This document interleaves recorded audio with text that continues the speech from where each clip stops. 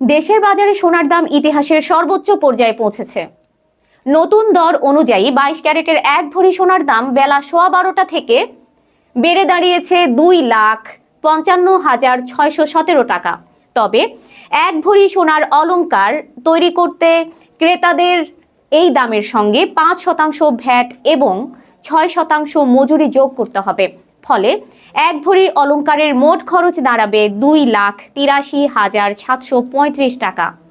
আজ বেলা 12:15টার দিকে বাংলাদেশ জুয়েলার্স সমিতি আনুষ্ঠানিকভাবে সোনার নতুন দর ঘোষণা করে।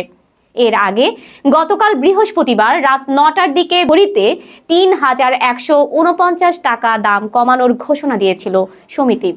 সে অনুযায়ী আজ সকাল থেকে 22 ক্যারেটের দাম দাঁড়িয়েছিল 2,49,318 টাকা। কিন্তু কয়েক ঘন্টার ব্যবধানে যতটুকু দাম কমেছিল তার দ্বিগুণের বেশি বাড়ানো হয়েছে নতুন ঘোষণায়। নতুন দর অনুযায়ী 21 ক্যারেট 1 ভরি সোনার দাম 2,44,011 টাকা, 18 ক্যারেট 2,09,136 টাকা আর সনাতন পদ্ধতির সোনা দাঁড়িয়েছে 1,71,869 টাকা। জুয়েলার্স সমিতির তথ্যে জানা গেছে 22 ক্যারেট ভরিতে 6,299 টাকা দাম বেড়েছে, 21 ক্যারেট 6,007 টাকা, 18 ক্যারেটে 5,133 টাকা এবং সনাতন পদ্ধতির সোনায় 4,432 টাকা। বিশ্লেষকদের মতে বিশ্ব বাজারে সোনার দামের নতুন উত্থানই দেশীয় বাজারে এই দর বৃদ্ধির মূল কারণ। গতকাল আন্তর্জাতিক বাজারে সোনার দাম আউন্স প্রতি 4,952 ডলারে পৌঁছায়।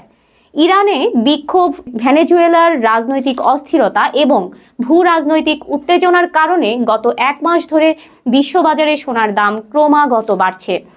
করোনার পর গত 5 বছরে সোনার দাম দ্রুত গতিতে বেড়েছে।